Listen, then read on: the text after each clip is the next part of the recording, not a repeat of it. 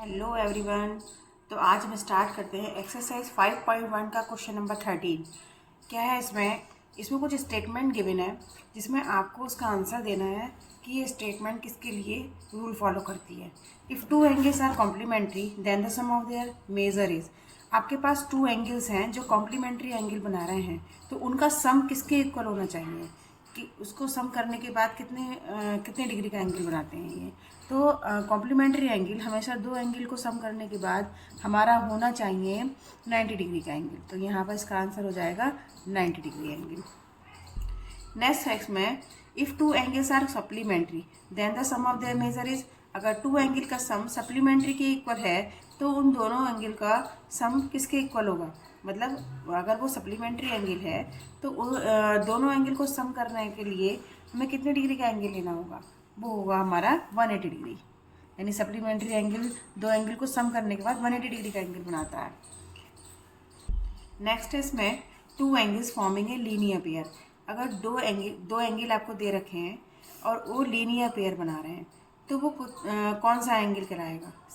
तो आप देखिए यहाँ पर अगर आपके पास दो एंगल हैं और लीनियर पेयर बना रहे हैं तो आप यहाँ पर एग्जाम्पल के थ्रू समझ सकते हैं कि एक लीनियर पेयर दैट मीन्स कि आपके पास एक स्ट्रेट लाइन है जिसमें आपके दो एंगल है। आप एक एंगल ये ले लीजिए और एक एंगल ये ले लीजिए। तो जब लीनियर पेयर कब बनाते हैं ये दो एंगल का सम करने के बाद, ये जब लीनियर पेयर बनाते हैं जब वो सप्लीमेंट्री एंगल होता है। तो यहाँ पर इसका आंसर हो जाएगा सप्लीमेंट्री। ठीक है, लीनियर पेयर कब बनाएंगे, जब वो सप्लीमेंट्री एंगल बनाएंगे। दैट मीन्स एक ही बात है, लीनियर पेयर में 180 डिग्री का एंगल बनता है और सप्लीमेंट्री में भी 180 डिग्री का एंगल बनता है। नेक्स्ट है हमारा if two adjacent angle are supplementary they form a. तो इसमें है कि अगर टू एडजेसेंट एंगल हैं और वो सप्लीमेंट्री एंगल बना रहे हैं तो वो किस फॉर्म में होगा। तो देखिए सप्लीमेंट्री एंगल यहाँ बना रहे हैं टू एंगल, तो ये लीनियर पेयर बना रहा है, तो यहाँ पर इसका आंसर हो जाएगा लीनियर पेयर। ठीक है, नेक्स्ट इसमें क्वेश्चन है कि if two angles intersect at a point then the vertically opposite angles are. अब आप देखिए यहाँ पर अगर टू लाइंस एक दूसरे को इंटरसेक्ट कर रही हैं, आप यहाँ एग्जाम्पल के थ्रू समझिए कि टू लाइंस अगर एक दूसरे को इंटरसेक्ट कर रही हैं या इस पॉइंट पर, ठीक है, तो then the vertically opposite angles are, तब ये वाला एंगल इस एंगल के इक्वल होना चाहिए और ये इसके वर्टिकली अपोजिट है तो ये एंगल इस एंगल के इक्वल हो जाएगा। तो इसका मतलब है कि अगर दो लाइन एक दूसरे को इंटरसेक्ट एक पॉइंट पर करती हैं तो जो वर्टिकल अपोजिट एंगल होते हैं इक्वल होते हैं। तो इसका आंसर क्या हो जाएगा, इक्वल। नेक्स्ट इसमें सिक्स पॉइंट है if two lines intersect at a point and if one pair of vertically opposite angle are acute angle then the other pair of vertically opposite angles are.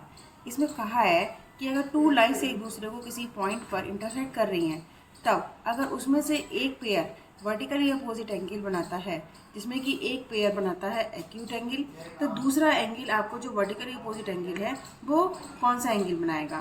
तो आप इस question से ये समझ सकते हैं, ये एग्जाम्पल के थ्रू मैं समझाती हूँ आपको कि देखिए जैसे आपके पास एक टू लाइंस हैं, ये मान लीजिए ये एक लाइन ये जा रही है आपकी और ये एक ही लाइन जा रही है, ये दोनों एक दूसरे को इंटरसेक्ट कर रही हैं। ठीक है, अब एक एंगल ये वाला एक्यूट है, एक्यूट का मतलब होता है 90 डिग्री से लेस, 90 डिग्री से कम वाला जितनी डिग्री के एंगल होते हैं वो होते हैं एक्यूट एंगल और ऑब्ट्यूज एंगल होते हैं हमारे 90 डिग्री से ज़्यादा।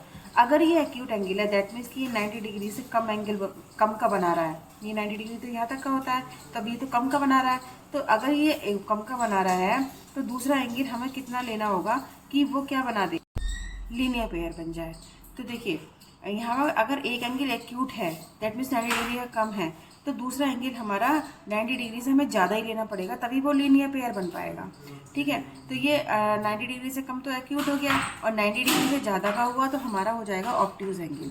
तो यहाँ पर इसका आंसर आ जाएगा ऑब्ट्यूज एंगल।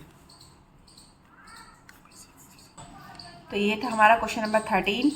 मेरी वीडियो को वॉच करने के लिए थैंक यू।